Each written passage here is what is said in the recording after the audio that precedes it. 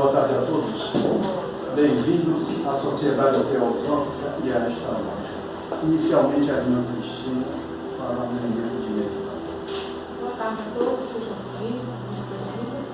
Nós sempre começamos a nossa tarde, no nosso momento de meditação, de conversa com a pequena interiorização, o que é tamanho. Que a gente possa melhor aproveitar aqui do bom? Então, nós vamos nos sentar, tentar manter a coluna ereta, mas mantendo o conforto de todo o nosso veículo. Pés no chão, paralelos, joelhos paralelos.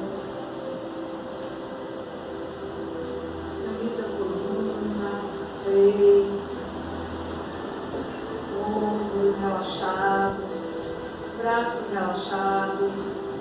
As mãos podem ficar apoiadas na coxa, ou então ficam uma sobre a outra no colo. Posição que for mais confortável, para que os braços e ombros se mantenham relaxados. Isso, o pescoço, relaxa a nuca, o rosto, relaxa os olhos.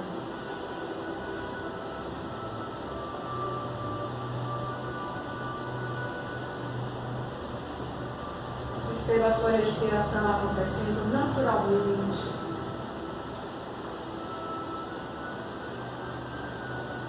Um ritmo tranquilo.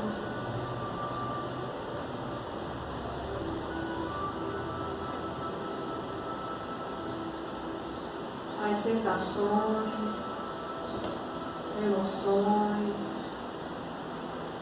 sentimentos, encontrando um estado de harmonia.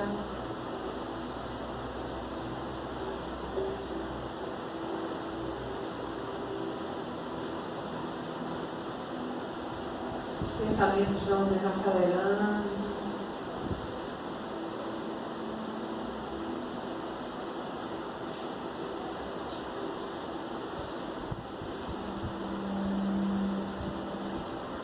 Sem nos identificarmos com nenhum dos nossos veículos, físico, emocional ou mental, nós podemos fazer um mergulho interno, em busca da nossa verdadeira essência.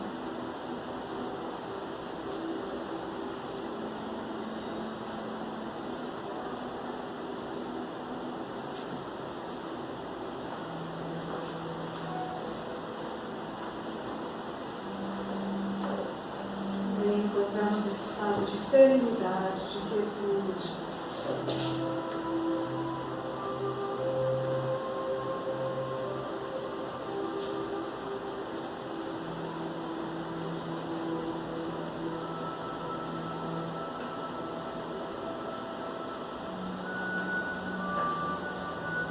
Mantendo esse estado de serenidade, estamos uma mensagem para o dia de hoje, tirada da Carta dos Mestres de Sabedoria, que fala sobre autoconfiança.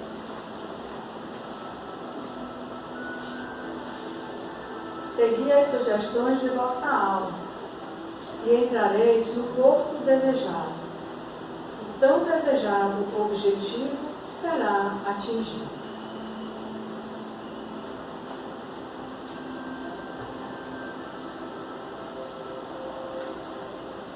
Aos grandes seres que dirigem a evolução da humanidade e que são a personificação do amor imortal, pedimos que abençoe com a sua proteção a Sociedade Teosófica e a esta loja, estabelecida para executar a sua vontade no mundo. Amparem-nos com o seu poder, inspirem-nos com a sua sabedoria, fortifiquem-nos com o seu amor.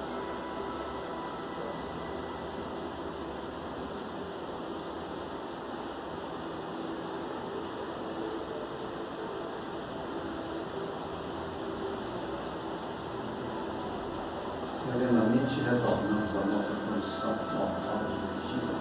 A irmã Cristina lerá algumas palavras sobre os objetivos da Sociedade Teosófica. A Sociedade Teosófica é uma organização espalhada por todo o mundo, reúne pessoas das mais diversas índoles voltadas para o estudo da verdade e dava início à prática da fraternidade. Então, foi fundada em 1875 em Nova York por Elena Petrovna Blavatsky e Henry Stillwater, e posteriormente teve transferido a sua sede para a cidade de Nápoles, na Índia. Os seus objetivos são: primeiro, formar o núcleo da fraternidade universal da humanidade, sem distinção de raça, credo, sexo, casta ou cultura. Segundo, encorajar o estudo de religião comparada, filosofia e ciência. E terceiro, investigar as leis inexplicáveis da natureza e os poderes latentes do mundo. Na sociedade teosófica, há uma total liberdade de pensamento, e o laço que une os teosofistas não é uma crença comum, mas a comum busca da verdade. O corpo de ensinamentos, chamado de teosofia, constitui o resultado da pesquisa da sabedoria presente nas diversas religiões, filosofias e ciências. Os teosofistas não tomam a teosofia como uma doutrina a ser acreditada, mas como uma fonte permanente de pesquisa e descobrimento. Seu lema é: não há religião superior à verdade. Ele está aqui vinculado ao ciclo, que é o emblema da sociedade teosófica. Dando sequência à nossa programação, o irmão Marcos Queiroz hoje vai nos brindar com o título: Os seres elementares, espíritos da natureza.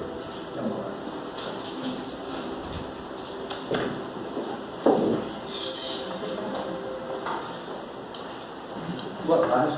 Boa tarde.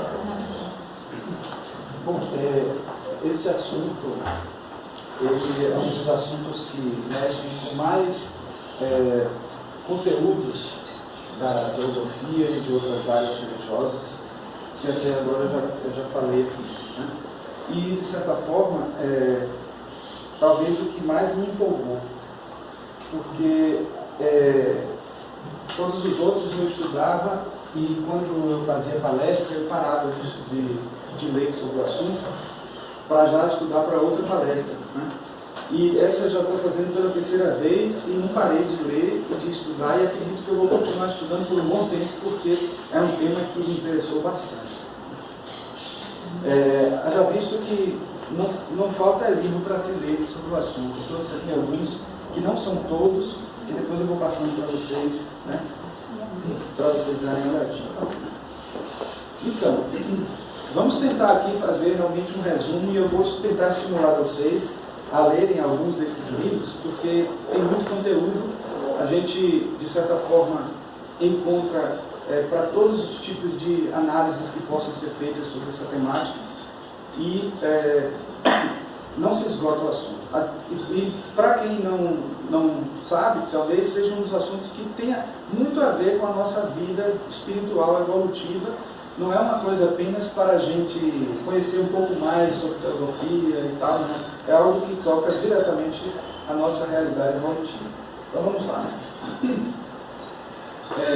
Começo com uma pergunta aqui, né, que é: o que são os elementares? Né?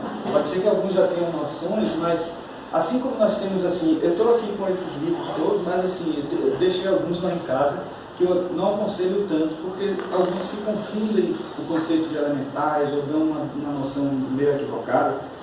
Mas eu vou trazer aqui para vocês, ainda não vou dizer nem quem é o autor da frase, da explicação, para vocês ficarem sabendo depois. São seres materiais, porém invisíveis para os olhos comuns, de natureza etérica ou astral, que vivem nos elementos. Reparem que eles vivem nos elementos, né? Nas substâncias, nos minérios, nos seres vivos, nas paisagens naturais, na natureza como um todo. Não possuem uma individualidade ou um conjunto manas buddhi atma, ou seja, ainda não está estruturado esse conjunto, apesar de eles terem a conexão com esse conjunto, porque eles também passam por um processo evolutivo que vocês vão ver, similar ao nosso. Então, desenvolvido como os animais que vivem estilo de uma colmeia, nas chamadas almas vulto, mas são feitos da substância da alma e possuem vários graus de intelectualidade em seu psiquismo rudimentar. São fáceis de manipular e, por serem movidos pelas emoções, geralmente são conduzidos pelos devas, mas nós, seres humanos, que evoluímos paralelamente a eles, podemos consciente ou inconscientemente induzi-los ao bem ou ao mal, ou em momentos de fragilidade podemos ser influenciados por eles. Só aqui a gente já tem muita coisa para entender sobre os elementares, porque, na verdade, quando está dito aqui que eles são conduzidos pelos devas, já é uma variante de como se considera hoje os elementais, porque eles também são devas, né? Mas assim, muitos consideram que devas seria um nome dado para aqueles que estão no nível evolutivo mais acima, né? E o nome elementais já seria para quando eles estão nos estágios mais primitivos. E também eles são parte da mesma linha de evolução dos anjos, ou seja, eles estão em níveis mais evolutivos são anjos, em níveis menos evolutivos são chamados por muitos de elementais, e toda a linha evolutiva deles é chamada linha dévica, né? Que é a linha dos devas. Tudo isso a gente vai destrinchar um pouco mais.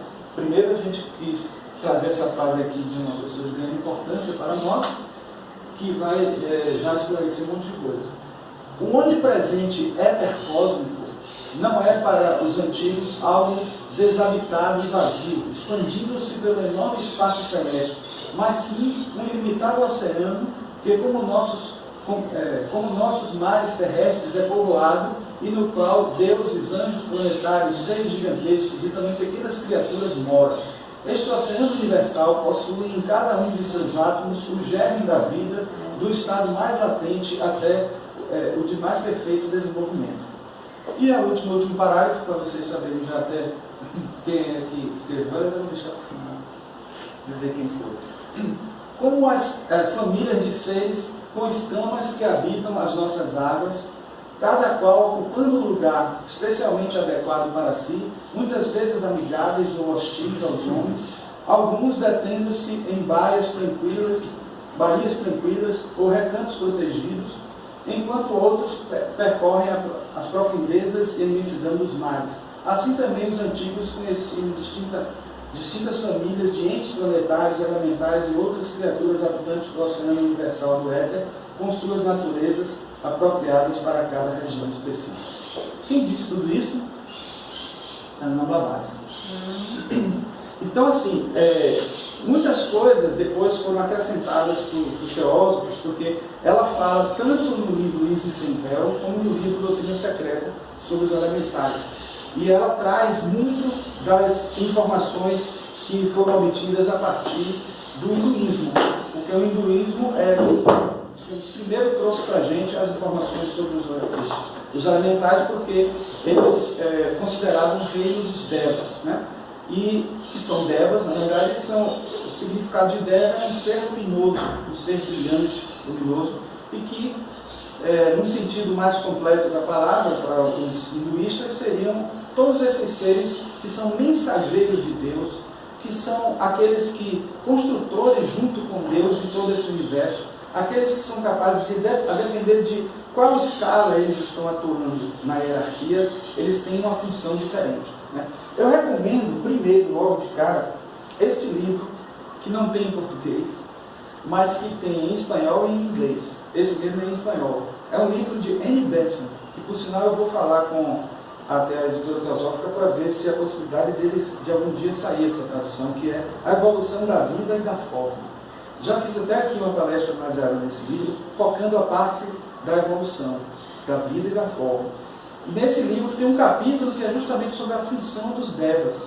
E ela fala de uma maneira bem interessante como é importante a gente ter conhecimento dos devas, até para ter um entendimento de Deus melhor. Porque a gente, quando acha que Deus entra no mérito de cada minúcia das coisas, a gente está, primeiro, subestimando o poder dele de ficar entrando em detalhes dessas coisas, e esquecendo que que tem outros seres que ele criou capazes de fazer essa tarefa. E ela diz também que é uma forma de a gente também saber entrar em contato com esses seres, de saber da existência dele, para que a gente possa ter esse tipo de contato, esse tipo de conexão. Porque existem devas da cura, que a gente pode buscar em oração, pode buscar em meditação. Devas que são responsáveis por cada parte do corpo da gente. delas responsáveis por cada animal, cada ser da natureza. Então a gente precisa dominar esse conhecimento para que a gente possa fazer uso dele de alguma forma. Elementais, para a gente, antes de Heleno Blavatsky, foi Paracelso. Uma curiosidade é que ele, na verdade, só estava isso aqui, eu acabei enchendo de elementais de volta dele. Paracelso, na verdade, se chama Philippus Aurelius Theophrastus Bombastus von Hohenheim, mas é preferível falar do Paracelso mesmo. E ele disse assim, então está aqui, ó, o eminente alquimista Paracelso afirmava que por detrás do aspecto material dos 4 elementos existia uma contraparte espiritual invisível, a que ele deu o nome de elementais ou gênios. Elementais das mais variadas e infinitas formas, cada qual realizando um trabalho de natureza construtiva nos 4 elementos que formam a Terra, elaboram tudo o que existe na natureza em todo o seu esplendor. A gente vai ver no livro Isis Sem Véu, inclusive, Heleno Blavatsky fazendo a distinção entre, eu não lembro sobre o termo, acho que não, sobre a distinção entre elemento, elementais e elementares. São 3 coisas diferentes. Né? Elemento é a substância em si, né? Que já houve variantes sobre ela, porque na época de Empédocles e de Aristóteles se considerava terra, fogo, água e ar como elementos, e depois, com o surgimento da química, né? Lavoisier fez a mudança de tudo e passou a se considerar elemento, substâncias químicas, etc. Mas, queira ou não, a palavra, como tem o sentido de elementar, está querendo falar de algo simples que constitui a matéria, etc, etc. Então, e elemental, eles seriam habitantes, são habitantes desses elementos. Eles habitam os elementos. Por isso que não se costuma chamar de elementar seres que já estão numa escala mais avançada do nível evolutivo dévico, porque eles já não estão mais presos a esses elementos, a esses habitats naturais deles, entendendo habitats não só terra, fogo, água e ar, mas também até seres vivos que são cuidados e digamos assim, e mantidos energeticamente de alguma forma por esses seres. Né? Então, restaria entender o que são elementares, para a gente não chamar de elementares o que não é, o que são elementais. Então, na verdade, elementares seriam formas de pensamento, quer sejam dos próprios seres humanos, como dos próprios elementais, porque os elementais são capazes de produzir formas de pensamento. Diga-se de passagem, as formas que eles assumem são formas de pensamento. O que a gente pode entender dos elementais é que vários livros falam sobre isso, cada um de uma maneira diferente, cada uma mais bela que a outra, mas eles são energia pura. Alguns falam que eles são vórtices espiralados, né, que geram essa energia e que eles, a depender de qual seja a função dele, qual o grau de hierarquia deles, eles têm formas energéticas diferentes, mas eles assumem formas próximas às dos humanos. Primeiro porque eles veem nos humanos criaturas que eles até se esmeram neles e tal. A gente só não faz o mesmo com eles porque a gente não os vê e às vezes nem os conhece.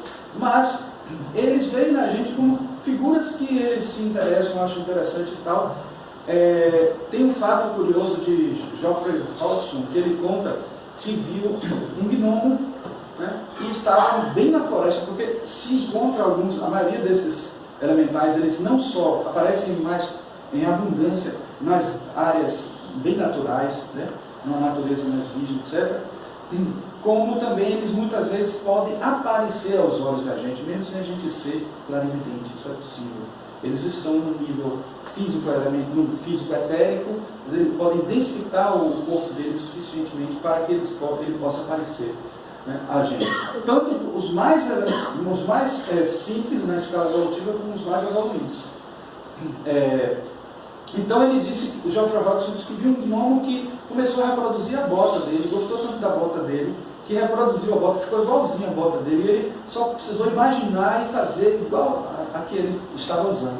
Então, eles têm isso, e não só isso, eles agem sobre o nosso devocional, eles enxergam a nossa mente, quando a gente ora para algum Deus, para alguma divindade, porque aí, se eu estava falando dos elementais no nível mais simples da evolução, nos níveis mais avançados, os devas aparecem a nós. Então, a história mesmo do Bhagavad Gita, né, de Shri Krishna, que aparece, quando ele aparece daquela forma, ele está aparecendo com a forma devocional que anos e anos já se considerava de Krishna. Então, aquela aparência é a aparência que todos esperamos ver dele, e ele assume sim essa aparência. E essa aparência é alimentada. Então, a gente vê, por exemplo, em esculturas indianas, aquelas figuras assim parecem meio animais mesmo. Então são formas que foram secularmente trazidas como os 333 milhões de deuses do panteão indiano. Estão todos ali, cada um descrito com formas que serviram para eles em determinada época e continuam servindo, porque eles, quando se apresentam para aqueles que são devotos desses deuses, eles aparecem dessa forma. Então eles assumem essa forma que né? Bom, vamos lá. Ainda Paracelso tem essa informação aqui tirada desse livro de Os Elementais, né, de Dr. Franz Hartmann. Eu vou passar para vocês aí, cada um vou passando para vocês dar uma olhadinha. Que ele diz assim, ó, da mesma forma como dizemos que o homem é um retrato de Deus, podemos dizer que estes indivíduos, os elementais, são um retrato dos seres humanos. O homem não é Deus, mesmo tendo sido criado à sua semelhança. Assim também não são homens tais criaturas, mesmo sendo moldadas à semelhança daqueles. São dotados de razão humana, mesmo possuindo uma natureza animal, porém não possuem alma divina, né? Nem o dever de servir a Deus e de trilhar seu caminho. No entanto, sua razão é superior à dos animais, como o homem que, entre todas as criaturas da terra, é a mais próxima de Deus. Assim são tais seres, entre todas as outras criaturas, os mais próximos do homem. Algumas coisas foram depois complementadas por Helena Blavatsky e foram melhor entendidas depois que ela trouxe a gente informações mais completas sobre os elementais. Porque, no fundo, eles são seres que não precisam passar pelo processo do livre-arbítrio. Eles até do livre-arbítrio. Eles, na verdade, nossa linha, que é a linha humana de evolução, né, que é paralela a deles, nós estamos o tempo inteiro sujeitos ao livre-arbítrio, ao karma. Eles evoluem de outra maneira que nós. Tanto que vocês vão ver daqui a pouco que eles não morrem. Eles não morrem. Eles simplesmente desintegram. E se eles têm um corpo etérico e vão continuar naquele estágio, né, seguindo aquela linha e tal, eles desintegram e continuam com o corpo astral, e assim sucessivamente. Mas eles podem partir para outras vias dentro, vocês vão ver aqui daqui a pouco um gráfico bem interessante que mostra os vários caminhos possíveis para eles seguir, né? E vão ter também as características básicas dos elementais tiradas de vários livros aí, né?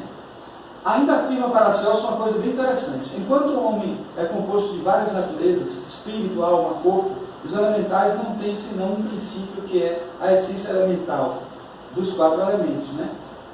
E acrescenta, o ponto de partida de toda a vida material é o protoplasma, substância, né? Que é o aspecto subjetivo da matéria, que ele designa de gênio. Então, assim, é como se ele estivesse pegando ali um conceito que vem de lá de Aristóteles. Tem a forma e substância. Então, substância é a essência da forma. Então, eles estão nessa categoria de substância. E aí ele fala uma coisa bem curiosa, até para os químicos, né? Uma coisa bem curiosa que é carbogênio, né?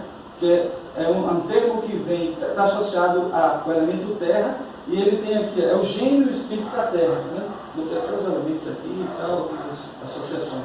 Hidrogênio, né? É o gênio e o espírito da água. Então você vê que se a gente tinha na versão alquímica em terra, fogo, água e ar, a gente tem na versão da química também a terra, fogo, água e ar, um representante mor, vamos dizer assim. Então esse gênio aqui é o gênio que Paracelso chamava, ele era alquimista, né? O nitrogênio, repare que o nitrogênio, as substâncias que tem esse nitro aqui são substâncias explosivas, então é fogo. Então assim, está associado ao elemento fogo. E oxigênio, o gênio é o espírito do ar, então está associado a... Então cada um deles é um gênio associado a um desses elementos, né? Agora, outra informação de... Isso aqui, gente, foi uma compilação que levou um tempo, viu? Ou seja, são os nomes dados para os elementais em várias culturas, em várias filosofias. Então a gente tem aqui, ó, na teosofia elementar, gênios, alquimia, daimones gregos, devas persas. Os devas são usados tanto no budismo como no hinduísmo. Às vezes no hinduísmo também se usa a palavra suras para os elementais bonzinhos e asuras para os não tão bonzinhos assim. Os Parajapatis ou Budas, que são alguns mais evoluídos, que seriam mais relacionados com anjos do que propriamente os elementais, né? Anjos no cristianismo e judaísmo, Saba também no cristianismo e hinduísmo, enfim, toda uma Jin no islamismo. Esse Jin aqui deu origem, vocês vão ver daqui a pouco, deu origem à palavra gênio, mas o gênio da lâmpada do islamismo, que é aquele gênio, aquela coisa do gênio da lâmpada, né, que sai. Vocês vão ver daqui a pouco, tem slide sobre isso. Átile nos egípcios, Kaiser então a cerveja Kaiser aqui tem uma coisa ligada a isso. Clãs no xamanismo, faroares no masdeísmo, kobold na mitologia germânica, goblin na mitologia nórdica, os orixás elementais e encantados na Umbanda e no Candomblé, e as deidades guardiãs no Wicca. Então, assim, sempre a gente vai encontrar, e aqui não tem tudo não, que foi o que a gente conseguiu encontrar.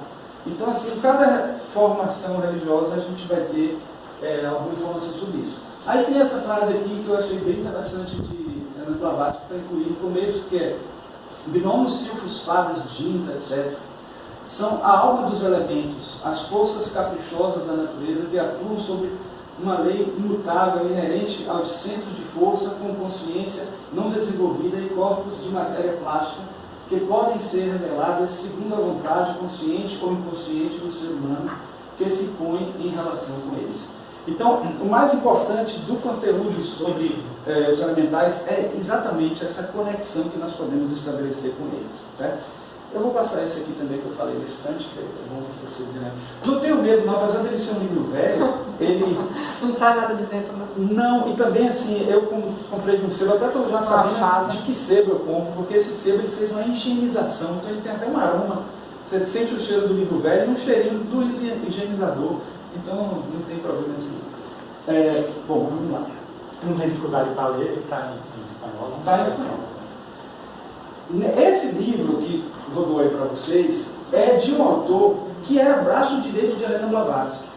Né? O Franz Hartmann era médico, ele era parceiro, secretário em alguns momentos até de Helena Blavatsky. Foi presidente de uma das lojas. E ele foi o que primeiro escreveu um livro sobre esse assunto assim, de uma maneira séria. Helena Blavatsky cita ele em vários momentos nos livros se eu não me engano, na Doutrina Secreta. Então ele está aqui dizendo o seguinte: existem milhões de seres de natureza não totalmente espiritual no espaço, possuem várias índoles. Alguns são de extraordinária sabedoria, outros são de assustadora maldade, alguns são hostis como demônios com os homens, outros servem de mensageiros da paz entre a terra e os céus. Isso, na verdade, não é nem fala dele, ele pegou desse autor que ele coloca no livro. Agora, isso aqui que foi uma coisa bem interessante, que, na verdade, essa classificação ela está presente nas cartas dos Mahatmas, a classificação dos Devas. Então, a gente vai ter essa divisão de 7 aqui, né, como sempre. A gente tem os Arupas, Arupa Devas, que são Devarajas, né, que seriam os Devas do causal, do mental superior. Né? Aí tem os Rupa Devas, que são Devas do mental inferior. Esses que são os considerados, que são os 333 milhões de devas que tem no... Porque por aí você tira que não são nem só 333 milhões, são só desse nível aqui, né? E vejam que não é assim uma quantidade real, essa quantidade de classificação. Né? Então a gente tem os Pisachas, né? Ou os Kamadevas, os devas do astral superior, os Mararupas, associados a paixões animalescas, devas do astral inferior, os Suras, né, que eu falei nesse tempo para vocês, que eles também chamavam, né, os hinduístas, elementais do espírito da natureza propriamente, né, também chamados de Parajapatis, habitantes dos elementos e dos seres da natureza, elementais animais, elementais que cuidam dos animais, alguns deles até, se estão na linha evolutiva humana, a gente vai explicar isso daqui a pouco, se estão na linha descendente evolutiva humana, eles podem até alimentar algumas das características que vão manifestar depois nos animais, pelo contato que eles têm com os animais que eles cuidam, né? Os asuras, que são antideuses, demônios, diabos, rakshasas, né? Então, é a classificação do mestre Kuthumi que a gente encontra nas cartas do Mahatma. E o Franz Hartmann reproduz ali. Aqui são principais características, porque esse é um outro livro que vale a pena vocês estudarem. Eu não trouxe. Dois que eu não trouxe, agora que eu me lembrei, ficaram na estante. Mas esse aqui, mas curiosamente, esse livro, gente, não existiu inicialmente como um livro, não. Corresponde ao capítulo 6 do Lado Oculto das Coisas. Então, e como um detalhe, não contém nesse livro a tabela que eu vou mostrar para vocês daqui a pouco, porque ele coloca um monte de imagens de fadas, de elementais, etc. E aí ele acaba não colocando a tabela que seria mais importante de colocar aqui, nessa publicação. Mas a gente acabou reunindo principais características dos elementais que não só foram tiradas nesse livro, mas nesse livro ele fala de uma maneira bem didática, o livro Bita, sobre os elementais, porque se ele está falando do lado oculto das coisas, de várias questões, quando ele chega nos seres da natureza, ele destrincha certas características importantes. A primeira delas, não são humanos, pertencem a uma outra linha de evolução, contudo a nossa linha se encontra com a deles nos estágios mais elevados conhecidos. Ou seja, nós estamos evoluindo paralelamente aos elementais. Vai chegar um momento que lá em cima, né, vamos nos encontrar, como em algum momento já estivemos juntos. Então, é importante essa informação que está em muitos livros e ele deixa bem claro logo no começo desse livro aí. Em geral, se afastam dos homens, mas nos imitam, inclusive, né, nas formas que plasmam para os seus corpos. Uma curiosidade é que as fadas que ele descreve aí no livro, elas acabam se exagerando em alguma parte do corpo, porque não conseguem reproduzir com tanta perfeição. Aí ficam com uma cabeça muito grande, com uma parte do corpo muito grande, e aí fica... Mas para eles, isso é que é importante. A forma não importa para eles. Eles só tomam essa forma assim, desse jeito, porque eles sabem que para os homens é importante. Mas eles não são forma, eles são substância. Então eles são energia. Aquela forma é forma pensamento criada por eles. É como se fosse um elementar do elemental. Entende? Então aquela forma dele é como o corpo físico da gente está para a nossa alma, assim como o elementar do elementar está para o elemental. Né? É como se fosse o corpo dele. Agora, como eles são muito ligados digamos assim, à terra, ao fogo, à água, ao ar, os seres vivos, etc., eles muitas vezes cuidam desses habitats deles como se fosse o corpo físico deles. Então poderíamos até dizer que é como se fosse a forma, pensamento deles, que eles geram no astral, no etérico, etc., digamos assim, como se fosse uma continuidade desse corpo que eles estão cuidando. Por isso que muitos até confundem, né? Muitos veem, por exemplo, as salamandras, que eu vou falar daqui a pouco para você, dançando no fogo e pensam que é o próprio fogo. Ou veem o fogo e pensam que é a salamandra. Então uma coisa ou outra às vezes se confunde muito. Não se alimentam de comida ou bebida, e sim da matéria de seu plano. Então se estão no plano etérico, eles se alimentam da matéria etérica.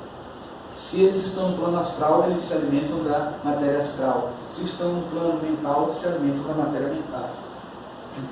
Por isso que são todos muito magrinhos, a gente vê, se bem que os gnomos alguns são gordos. São capazes de produzir elementares com suas formas de pensamento a fim de executarem suas tarefas de manutenção da natureza, como já foi dito aqui. Não envelhecem nem morrem. Isso aí é a perfeição, né, por exemplo? É um ideal. Né? Apenas desintegram quando suas energias se esgotam. Eles podem ficar mais lentos em alguns momentos porque estão com as energias se esgotando. Se comunicam através de cores e sons. Então, por isso que os hinduístas trabalham muito o mantra, a utilização do mantra. E por isso também que muitos deles atuam diretamente sobre a coloração das nossas auras. Quando a gente está com muita raiva, a gente cria um elementar vermelho, que é uma forma de pensamento ali, de cor. E se tem um lá que gostou do vermelhinho e está ali, ele vai e alimenta ali, aí fica.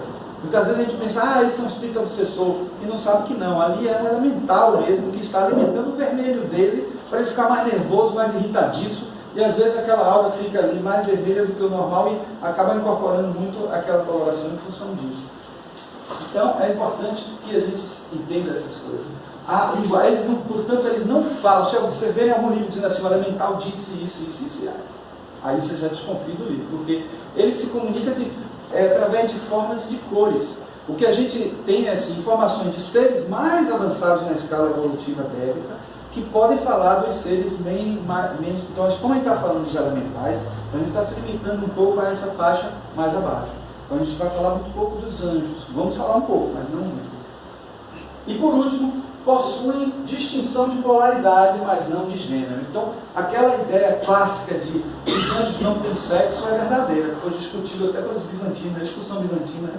Realmente, eles não têm sexo. Então, eles têm uma polaridade. As formas mais curvas, por exemplo, há uma fadinha que parece... Geoffrey Hodgson deixa isso bem claro.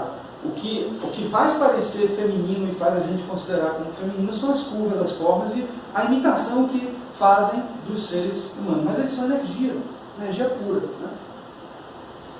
Então, vamos lá. Algumas coisas que são importantes aqui desse livro que eu vou começar, que é um livro, a Bíblia para esse assunto. É importante que estude-se esse para poder entender os conceitos que vão aparecer errados em outros livros. A gente já vai saber quais são quando ler esse livro, certo? Então, os espíritos da natureza, como os animais e pássaros, são impulsionados por uma alma-grupo compartilhada com outros do mesmo gênero. Na palestra passada, nós vimos a Cristina falar um pouco da alma-grupo. Vou trazer um pouco também a ilustração sobre isso.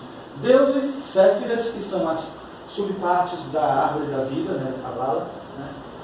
Devas e anjos evoluíram da alma-grupo para separadas individualidades, tal qual o homem. Os arcanjos, especialmente, transcenderam as limitações da individualidade e penetraram na consciência cósmica ou universal, tal qual o super-homem o adepto. Ou seja, até o elemental, e chegando assim um pouco mais assim, do nível em que nós estamos evolutivos, ainda são elementais, vamos dizer assim, dentro da linha evolutiva paralela que estão acontecendo. E aí eles conseguem alcançar o nível da individualidade, ou seja, ainda como devas, eles podem deixar de ser elementais e entrar no reino angélico, que é na mesma linha evolutiva. Assim como nós saímos do reino mineral, animal, etc., passamos para o humano. Então, quando eles adquirem a individualidade, saem da alma-grupo, né, e partem em ser crescendo, claro que dentro de uma escala interligada, interconectada, mas eles passam a ter uma individualidade, e aí eles transcendem isso como nós também transcenderemos na nossa escala evolutiva e sairemos da escala da individualidade e adquiriremos uma escala mais unida a Deus, mesmo que ainda tenhamos a nossa capacidade de distinção do resto do todo. Mas existe uma faixa até onde não se tem individualidade, né, que na nossa linha evolutiva seria da animal para baixo, e na deles dos elementais para baixo. Então nós vamos ver isso aqui, de certa forma, em gráfico, na ilustração, né? Agrupamento de espécies de vida ainda não individualizadas que compartilham suas experiências evolutivas, portanto estão em uma relação de coevolução em cada ciclo de vida nos corpos físico, etérico, astral e no mental inferior, acumulando-as para os ciclos seguintes. Então a alma-grupo é isso, é similar assim, ao rizoma. Em alguns livros a gente vê informação de que quem conhece a raiz chamada rizoma, que é aquela que percorre toda uma vasta área e vai brotando uns tufos, assim. Então, cada tufo desse é como se fosse um ser, e eles estão ligados entre si. Quem é nerd aí, gosta de Jornada nas Estrelas, por exemplo, os Borgs. Os Borgs são seres que vivem em colmeia. O que um pensa pode transmitir para o outro, tal. Então eles têm uma vida coletiva, e o que um aprende serve para o outro também. Isso a gente vai encontrar até na ciência informações sobre isso através de Rupert Sheldrake, quando fala dos campos morfogenéticos. É um biólogo que descobriu isso através da biologia e depois conseguiu mostrar que isso não está presente só no campo biológico, mas no campo físico, física quântica, etc. A gente vai mostrar ele daqui a pouco aí. Então aqui a gente está vendo um gráfico. Os fundos também tem os fundos. Sim, sim. Então a gente tem aqui uma ilustração que foi tirada daquele livro Fundamentos de Teosofia, e que a gente tem aqui subdivisões, né, no plano físico, há um grupo aqui associando essas partes todas, eles se conectando em um nível mais acima. Então, eu falei de Rupert Sheldrake, e tem esse livro aqui que eu também recomendo, que é o livro Física dos Anjos. Nesse livro, ele junta os conteúdos teológicos desse teólogo aqui, Matthew Fox, que é especialista em anjos, e ele, Rupert Sheldrake, que já tem uma teoria dos campos morfogenéticos, ou campos mórficos, que ele justamente diz que cada campo vai agregando informações e vai agregando uma conexão maior entre as subpartes desse campo. Então, eu tenho assim, um grupo de elementos aqui, que cada um deles tem seu campo. Vamos supor, átomos, elétrons, etc. Aí você agrupa em células ou moléculas, etc. Você vai ter um outro campo aqui. Cada campo desse tem uma energia, tem uma memória. E como é que pode ter uma memória se não tiver um ser vivo? Eu estava falando nesse instante aqui, na nossa reunião, sobre a tecnologia de Deus. A tecnologia de Deus é muito mais avançada do que a tecnologia da computação, que a gente tateia e começa até a dizer, às vezes, que é imitando a natureza. Mas muitos e muitos psicólogos já descobriram que não é verdade isso. Que a gente não pode nem comparar o computador ao cérebro nem o cérebro ao computador, porque são coisas completamente diferentes. Quando a gente fala que o cérebro processa, a gente vai analisar como que o computador processa e a gente vai ver que é uma coisa completamente diferente. Basta estudar um pouco de inteligência artificial para ver que a gente acha que está imitando o cérebro. E quando vai tentar explicar o cérebro, fazendo analogia ao computador, já é outro engano terrível, porque são duas realidades completamente diferentes, e a tecnologia é outra. Então, tudo que acontece, né, de força, de energia, tem um ser vivo ali atuante. Energia atuante é ser vivo. Né? Então a gente vê isso em vários... Nesse livro aqui de Rudolf Steiner, ele fala muito sobre isso também, inclusive. Ele fala que toda vez que há um encontro de seres de reinos diferentes, como por exemplo, quando um beija-flor vai tirar o néctar da flor, ali você vai ter uma pleiade de elementais ali fazendo aquela tarefa, participando de elementais de um reino e elementais de outro reino ali interagindo. Imagina que beleza, não é, para quem está enxergando isso, né? Então é muito legal você entender que isso aí, a partir da visão de quem tem a clarividência, é impressionante. Imagine que eu fui obrigado a estudar um livro de fundamentos de sistemática filogenética. Na verdade, a gente até pensou assim, que poderia existir uma sistemática filoanímica, porque a filogenética estuda dos animais, da genética, da evolução via genética, mas a evolução que se dá da substância e não da forma, teria que ter uma ciência, só que essa ciência depende de pessoas, não só que tenham clarividência, que tenham capacidade de ficar visitando o mundo inteiro, porque o Geoffrey Hodgson, o Lino Bitter fizeram isso, disseram que as etnias mudam de elementais de país para país, você não tem um elemental igual de um país para o outro, né? A gente aqui, cada cultura, cada folclore vai ter sua realidade, vai ter a sua... Né? Então estudar isso e criar uma classificação dessa é praticamente impossível para o ser humano, mesmo com clarividência, porque sabe-se hoje que a taxonomia animal e vegetal, ela está toda furada, né? E você vai ver que alguns animais estão dentro de uma mesma família, mas alguns são ou até a vegetal, porque quando eu estudei para paisagismo, trabalhando com a sistemática botânica, até com Letícia Scardino, que é especialista nessa área, ela dizia o seguinte, que às vezes você vai descobrir que uma espécie é da mesma família através do núcleo da flor, e outro você vai descobrir pelo caule, outros pela folha. No fim das contas, elas são colocadas dentro de uma mesma família por realidades diferentes. Está se estudando isso melhor hoje com o Projeto Genoma, e esse Projeto Genoma está ajudando até a corrigir algumas coisas desse tipo. Agora você imagina um estudo taxonômico das espécies elementares e seres elementais. Agora veja só que coisa interessante que o Rupert Sheldrake fala aqui. Ó. Ao contrário da ideia de que a natureza, em sua totalidade, seria logo compreendida em termos da física e matemática, a verdade é que mais de 80% da matéria do cosmos é matéria escura, ou energia escura, completamente desconhecida para nós. e como se a física tivesse descoberto o inconsciente cósmico. Na verdade, ele está se referindo aí o campo de matéria, não vou dizer plano, né, porque não vai ter não é plano, mas assim, um campo de matéria mais sutil que nós não vemos, não conhecemos, e talvez seja 80%, talvez não, é um campo com maior quantidade de matéria e de energia do que o nosso convencional. E é nesse campo onde reinam os elementais. Os elementais não é denso, porque ainda tem o astral mental, etc. Então, vejam que ele, quando estuda isso, quando ele fala isso, ele não está sendo anticientífico, apesar de muita gente até se atrai e achar ruim, mas felizmente tem muitos outros que corroboram e pensam igual. O Matthew Fox disse o seguinte, eu vou ter uma frase de um e uma frase de outro, né? Já que a gente não pode ler o livro todo aqui. Nós, seres humanos, não estamos sós como espécie na companhia desses outros seres, os anjos, né? E Rupert Sheldrake diz, cada um dos inumeráveis anjos é diferente do outro, não apenas como um melro difere de outro melro, mas como um melro difere de uma gaivota. Veja como ele está mostrando aí, de certa forma, que existe um campo a ser explorado de variedades, que desde Paracelso eu já tinha falado isso, e é uma realidade no nosso universo e a gente nem se dá conta disso. Né? Bom, aí surge um dilema que é evolução e criacionismo. Onde é que isso entra aqui? Vocês vão ver daqui a pouco. Porque na evolução do sistema criacionista, a gente tem aquela ideia, só para a gente perceber, que, por exemplo, quem é criacionista aí, levanta a mão. E quem é evolucionista, levanta a mão. Ih, rapaz, hein? Acho que eu sou os dois. Olha, eu não sou nenhum dos dois.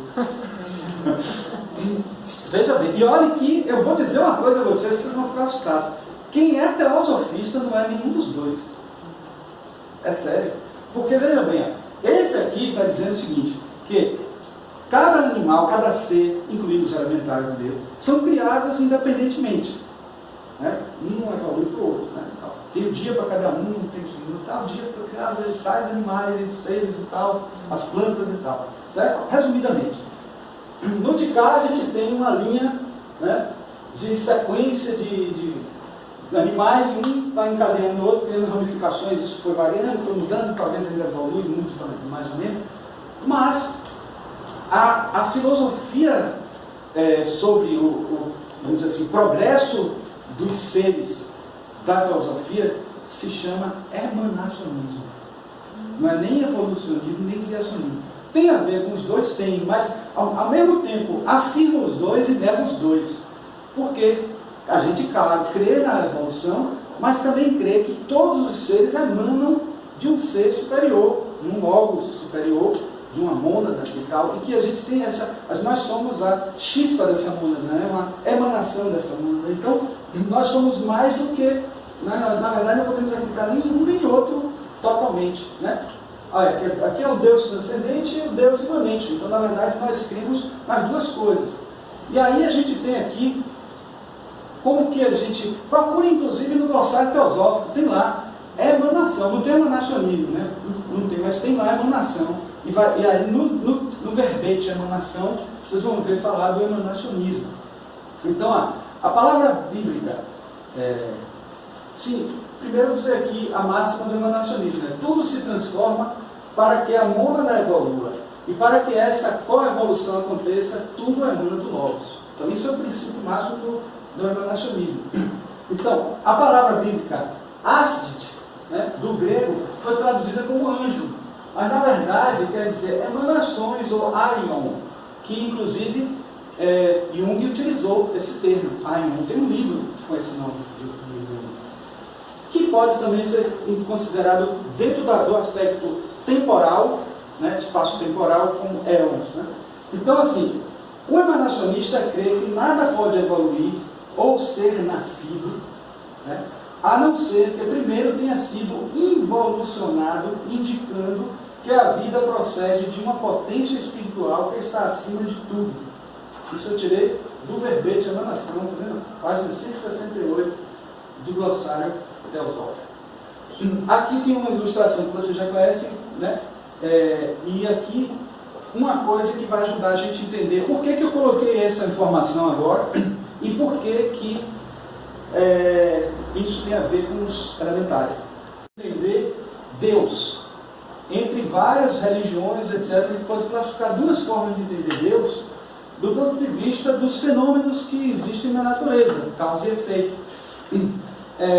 Deus criou o universo e simplesmente com todas as leis está tudo criado e ele não mexeu mais nesse universo. As leis dele já foram criadas e acabou.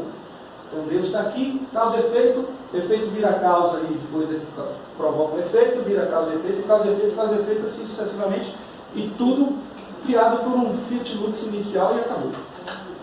Só que existe uma outra versão para isso. É a versão em que Deus participa de cada fenômeno que ocorre no universo. Não foi uma criação inicial e depois tudo acontecendo depois dele ter criado. Então Deus participando de tudo. E como é que ele vai participar de tudo? Ele mesmo? Será que dá para fazer? Ele dá, porque ele é onipotente, né? Por isso que muitas vezes as pessoas creem nessa visão. Mas imagine que Deus não criou só esse universo, tem vários outros sistemas. Imagine que já é difícil entender o nosso sistema, mas compreender os outros. Então existe toda uma hierarquia para isso. E a gente não pode dizer também que cada ser desse que está atuando não é Deus, porque ele é imanente e transcendente. Né? É uma emanação de Deus, é Deus. O nosso braço não é a gente? Né? Se um Deva é um braço de Deus fazendo uma ação de Deus, então ele é Deus. Então a gente não pode esquecer nunca disso. Certo? Nesse livro que passou aí, A Evolução da Vida e da Forma, aqui está a versão em inglês, né? Ela diz o seguinte, a Universo: desde logo se compreende que hão de ser muito diversas suas funções, as funções dos devas, que é esse capítulo da fala. Segundo o seu grau de categoria, atuam por todo o cosmos. Alguns são muito elevados e outros apenas superam o nível da humanidade. Porém, entre devas e homens, há uma grande diferença de que não usam corpo físico, qualquer que seja o grau de sua vida mental, emocional e espiritual. Esta característica constitui uma muito importante divisória. Vimos outras características ali, ela depois descreve muitos detalhes, por isso que eu acho importante que vocês leiam também esse livro, mas a gente não teria como destrinchar. Eu até pretendo um dia destrinchar ele mais aqui em outro momento, porque esse livro é muito rico, tem muita informação legal.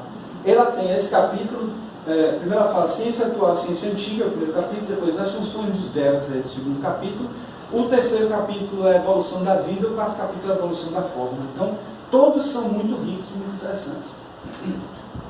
Aí eu trouxe aqui essa ilustração só para a gente entender o que é que está sendo chamado de evolução da vida e evolução da forma, porque isso confunde mesmo. Porque a evolução da vida não é a evolução biológica, não. É essa vida que ela está falando, né?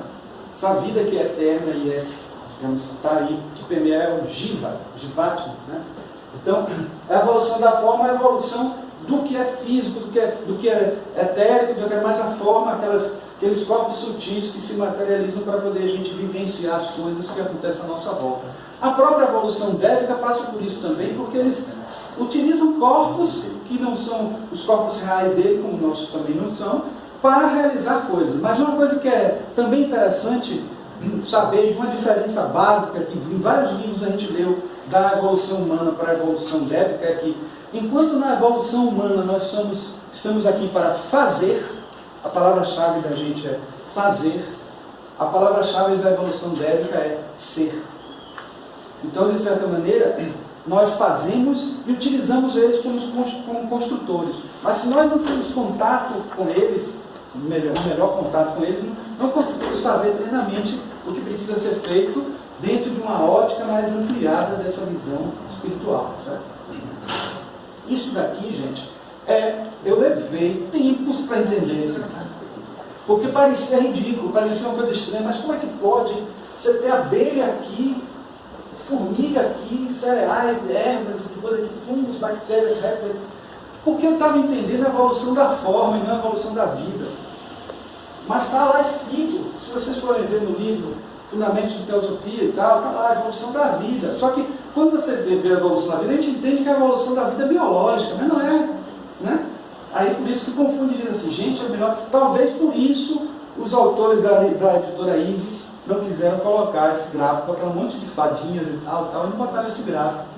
com medo de serem recriminados por uma coisa que parecia ser contrária à biologia ou à ciência. Mas, na verdade, isso daqui é uma transição, assim, você usa aquele ser que está ali na forma, mas assim, a evolução da vida é que vai migrando de estágios desses aí, e geralmente ocorrem essas variantes porque as que eles foram detectados. Está faltando muito C aí, né? Isso aí foi o que foi possível eles captarem dentro da clarividência deles, né? E aí, como eu achei ele muito seco, muito assim nesse gráfico, eu fiz isso assim. Deu seu toque, né, Marcos? Deu seu toque artístico. Na verdade, a gente tem anjos, Estou bem melhor. homens, e aí a gente tem os 4 elementos. Repara aqui, ó, como estava, não dava para perceber. Espíritos das nuvens, elemento ar. Né? Espírito da água, espírito da. Aí você tem elemento ar, elemento água, elemento fogo, elemento terra. Aqui os desdobramentos, elemento água, desdobramentos do elemento terra. Né? E aqui nessa linha evolutiva, né, presente. Então, a linha dévica e a linha humana. Isso merece depois a gente estar esmiuçando, vendo que é cada coisa dessa, mas não dá tempo. Mas aqui, ó, é o limite da linha da individualidade. Esses pés estão para baixo, mas faz parte de cima também, certo? Então, assim, a linha do limite da individualidade. Daqui para cima há individualidade. Então, aqui já deixam de ser elementares e passam a ser anjos, olha. Entram na escala dos anjos, é uma transição sutil. E aqui é a linha da chamada consciência cósmica. Quando se transpõe essa linha, já se sai daquela individualidade tão restrita, tão restrita. Não deixa de ter individualidade, não, mas deixa de ser aquela individualidade, sabe, para experimentar esse processo de individuação, vamos dizer assim, certo? Então já está numa escala acima do chakra coronário, vamos dizer assim. E ainda tem a possibilidade de migrar, né? Todos sabem que chega nessa fase aí, é possível depois escolher sair da linha evolutiva humana para a linha evolutiva angelical, né? O Dev. Eu trouxe isso aqui, que na verdade, nessa fase aqui, nós temos umas subdivisões incríveis que são esses 9 coros, essas 9 ordens da hoste dos anjos, que são nessa classificação que está mostrando aqui: anjos, arcanjos, principados, potestades, virtudes, dominações, tronos, querubins e serafins. Trouxe essa ilustração aqui e mostrando como elas estão associadas à árvore sefriótica, à árvore da vida da Cabala, né? Isso, se eu não me engano, já teve até uma aula de sonha, né? Vai ter mais parte 2? Parte 2? Vai ser, eu acho que a participação, ela vai dar. Jorge é que está por dentro da área. Ela disse que ela nunca repete nada. Mas é sobre a Cabala. Dia 24 de novembro. Pronto, vai ser um curso de sobre Cabala. Imperdível.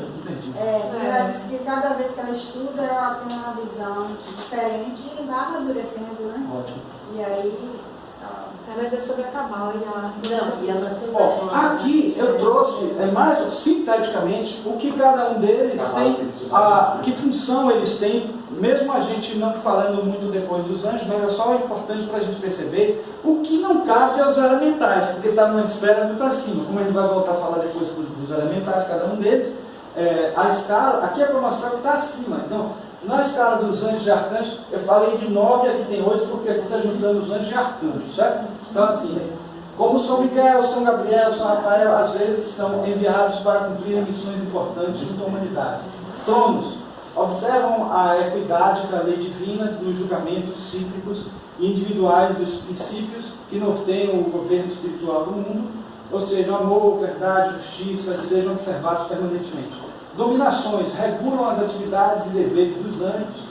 Principados presidem espiritualmente os povos e nações do mundo. Cada nação tem o seu anjo tutelar.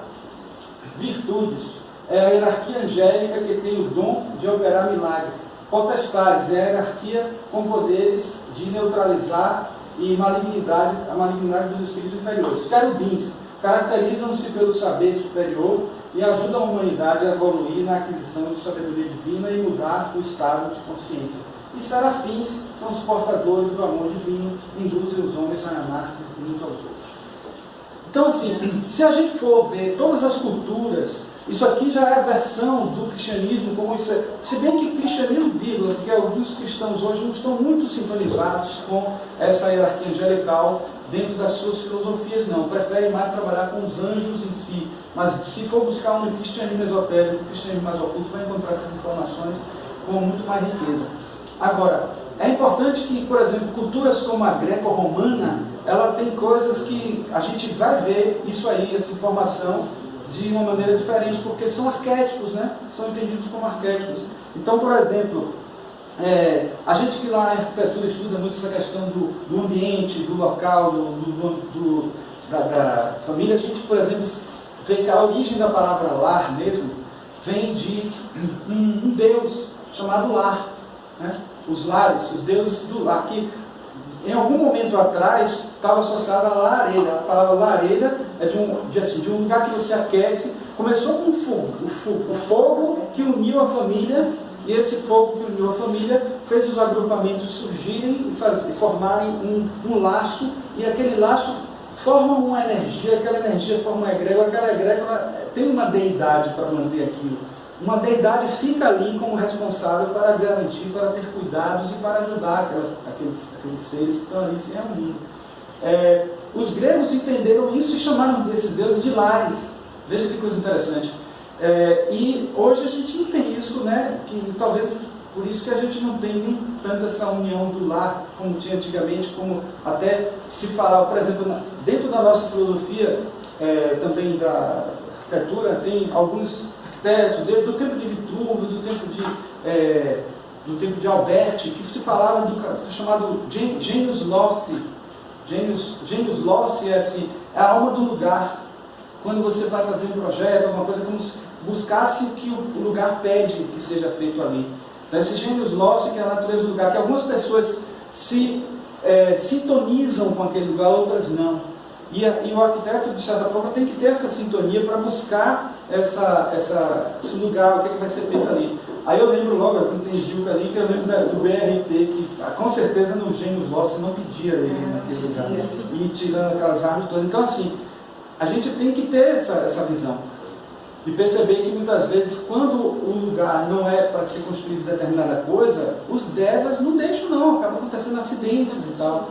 Um exemplo disso foi o Shopping Piedade, né? No Shopping Piedade existiam agremiações de seres ali que se juntam no dique do Tororó, todo dia de manhã cedinho para fazer orações no nascer do sol e tal. E aquele era o refúgio deles, aquela área verde que ainda tinha dentro da cidade, onde era o Shopping Piedade na época, era o refúgio deles. E na época que foi construído, tanto acidente aconteceu, só vocês verem. Então, assim, não podemos dizer que são seres que também têm seus juízos, né? Então tem o seu gênio, não tão assim maravilhoso, né? Quando a gente fala em gênio, a gente tem um gêniozinho ali ajudando, dizendo assim, faça isso, faça aquilo, faça isso. Então, isso que parece ser uma coisa lá dos contos das carochinhas, tem um fundamento, né? Então, é importante que a gente compreenda essas teorias para a gente fazer uso delas e entender melhor. Agora, uma coisa que parece que ainda não está claro, que eu tenho que explicar agora, é assim: mesmo no reino dos elementais, mesmo no campo dos elementais, existem duas possibilidades. Alguns podem estar na linha evolutiva humana. Como? Alguns podem estar na linha evolutiva humana. Então, assim, existe a evolução, que no fundo não é uma evolução, é como a essência monádica está se manifestando nesse reino, depois nesse. Então, quando eles estão em planos mais inferiores em relação a esse, então se considera evolução. Mas aqui, ó, a essência que está aqui, quando passa para aqui, evoluiu. Quando passa daqui para aqui, evoluiu. Então, é uma evolução num sentido e evolução em outro. Então, assim, chega até um nível mais denso, e daqui desse ponto pode acontecer duas coisas. A evolução humana, seguindo para cá, o mineral, o vegetal, o animal, eu tenho um representante de cada aqui, esse aqui eu já botei logo para não ficar, né, dividir mais ainda em slides. Aproveitei até de um... Tem até uns elementaizinhos aqui para representar esses reinos. O primeiro reino elemental, o segundo, o terceiro, na evolução. Ou seja, o que é que isso quer dizer? Nós já fomos elementais. Lá atrás, já bote tempo nisso, né? Já passamos pelo primeiro reino elemental dessa escala evolutiva aqui, no segundo e pelo terceiro. Depois pulamos para cá e entramos no reino mineral. Agora, existem aqueles que seguiram a linha evolutiva dévica e seguiram por aqui, continuando de volta o processo, né? E aí passando por outros níveis que não passaram antes, como o etérico. Então, quando eles passam aqui por etérico, tem uma missão muito forte de conexão com o homem nos estágios mais inferiores dessa escala aqui, né? E depois no astral, no mental inferior, no mental superior, assim, nesse par e passo de evolutivo na escala dévica. Em algum momento é possível fazer a transição para a opção evolutiva angelical, a saída de cá e foi para de cá, certo? Então, aqui é uma informação que está no livro de Bitter sobre uma coisa que ele chama de superposição, que é bem interessante isso. Ele diz assim, um exemplo de que, vamos supor, um ser que chegou, por exemplo, ao nível de uma árvore, quando ele, digamos assim, revegetalizou, né? Ele não reencarnou, mas revegetalizou para a árvore, ele já está, digamos assim, num estágio bastante avançado do reino vegetal, né? Então ele não vai nascer mais no rato, não. É bem possível que ele, porque tem uma superposição, ó. Você tem o reino vegetal aqui, ó. Então a árvore, se a árvore já está aqui, ó, equivalendo mais ou menos aos níveis mais inferiores da evolução animal, ele já vai pular para um animal mais avançado aqui da escala energética dos animais, entendeu? Evolutiva dos animais. Aí já é o confronto entre a evolução da vida e a evolução da forma. Então a evolução da vida já está adiante para que na evolução da forma ele já surja num caminho mais à frente. Então por isso que é muito tempo isso aqui, né? Mas não é tanto quanto se poderia até imaginar. Não é tanto que eu digo assim, não é mais ainda do que poderia ser, porque existem essas superposições, entendeu? Não diminui muito não, né? Mas, então, de certa forma, aqui é uma representação assim, tá vendo? Da evolução elemental lá de trás, saindo do causal, mental, astral e tal, e depois seguindo pelo mineral, vegetal, animal, que é a evolução humana em si, certo? Aí tem essa frase aqui que a gente colocou, que esclarece um pouco sobre esse assunto, a vida que atingiu uma grande árvore, isso que eu falei, né, florestal, jamais desce a animar um enxame de mosquito. Eu falei rato, mas mosquito ainda é mais diminuto, né? Nenhuma família de ratos, camundongos ou animaizinhos semelhantes, ao passo que esses são formas apropriadas para aquela porção de onda de vida que deixou o reino vegetal ao nível da margarida ou do dente de leão. Então veja como ele mostra aí realmente que existem essas superposições. Marco, aquela evolução mental não está mais acima do que a astral, não? Oi? A mental não está mais acima do que a astral, não? Ah, mas veja, você esqueceu que você tem evolução e depois evolução? É a descida. Aqui é a involução para depois a evolução. Por isso que está assim, entendeu? Porque aqui a gente está mostrando o encadeamento. Mas está evoluindo. Até aqui é a involução, depois começa a evolução, dentro do reino humano. Aqui já é o reino dos elementais. Aí tem a pré-evolução, tá vendo? Aqui eu já simplifiquei porque aqui a gente já está entrando, é mais ou menos repetida da humana, então a gente simplificou aqui já está falando dos reinos da evolução dos elementais ou da evolução débil. E aí tem essa frase de Geoffrey Hodgson: anjos e homens, dois ramos da família de Deus, podem ser atraídos para uma comunhão e cooperação íntimas, cujo o principal propósito é elevar a raça humana. Para mostrar justamente que eles estão em duas evoluções em paralelo, mas a comunhão é o que é importante nesse processo. Imagine se Deus ia criar duas linhas evolutivas para não interagir no momento algum. Usando ilustrações aqui e tal, mostrando que a gente se concentrará nessa partezinha aqui, na nossa abordagem daqui para frente, né? E aqui são os anjos, certo? Isso foi uma ilustração que a gente fez num programa de computador, tentando sintetizar também a hierarquia dos anjos, né? Colocando isso aqui. Isso aqui vai ser importante mais adiante, porque se vocês forem ver, os elementais estão nesse pedestal aqui de cima, e ainda tem um mais embaixo, que a gente vai falar daqui a pouco, já mais para o fim. Então, dando um zoom, estaríamos trabalhando nesse nível aqui, certo? Bom, dentre os seres elementais, né, os seres elementais que habitam um elemento não conseguem interagir com o que habita, com o que habita o outro elemento, mas todos conseguem aparecer para os homens, caso queiram, para que reconheçam quão magnífica é a obra de Deus. Isso está em Franz Hartmann, né? Então, vejam que eles estão em habitats diferentes, então eles não interagem entre si, dos vários elementos que eles estão. Talvez outros elementais mais avançados estão sempre conectados com eles quando ocorre uma união desses elementos, até em reações químicas, em realidades químicas. Uma coisa que é importante a gente entender, assim, que sempre que existe um elemental, existe um deva também associado acima a ele, um outro também associado, isso já é uma hierarquia. Imaginem que isso aí é como se fosse, uma comparação não muito perfeita, mas um prédio de empresarial que tem lá o chefão lá em cima e os vários andares com pessoas diferentes, cada um fazendo coisas mais próximas da nossa realidade e sempre tendo um superior que vai estar gerenciando, né? Isso o Rupert Sheldrake até mostra quando ele coloca assim umas bolas, e sempre com bolas maiores, depois ele chama de holoarquia. Mas a holoarquia também é uma hierarquia de certa forma, mas com menos força dentro do que cada um está fazendo no mesmo nível, né? Mas, de certa maneira, existe sim hierarquia. Aí eu trouxe aqui rapidamente, porque depois a gente vai falar um pouco mais deles, os 4 elementais conhecidos, associados aos 4 elementos, né? Associado à Terra tem os gnomos e duendes, né? Vivem dentro da Terra, nas rochas, nas montanhas, nas minas, nas cavernas. Seu veículo inferior é o etérico. Difícil encontrar os gnomos porque eles estão debaixo da terra em geral.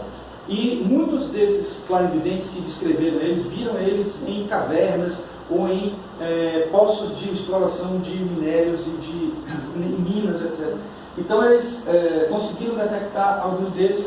Entre os duendes e os gnomos, a gente pode também dizer que estão aqueles chamados homúnculos, que estão associados às árvores. Eles são milenares, estão ali associados àquela árvore há milênios, enquanto a árvore está ali.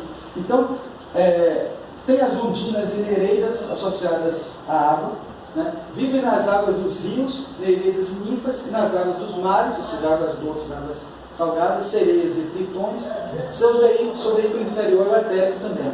A salamandra, associada ao fogo, vivem no fogo.